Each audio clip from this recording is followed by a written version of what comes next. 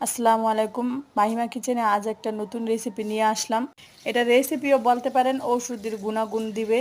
এই গাছটা আমরা বলি ধানকুনি পাতা, কেউ বলে টাকা পাতা, কেউ বলে পয়সা পাতা, কিন্তু গাছ একটাই।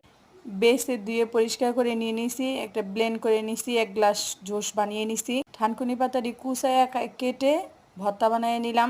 কাঁচামরিচ, শুকনা মরিচ, পেঁয়াজ, সরিষার তেল দিয়ে ভর্তা বানিয়ে নিলাম। হালকা একটু লেবু দিয়ে দিলাম।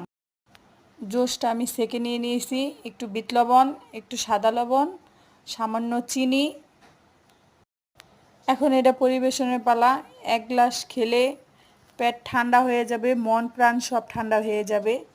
মন প্রাণ ঠান্ডা করার একটা জুস, একটা ভর্তা, ভাত দিয়ে এটা খেয়ে দেখবেন।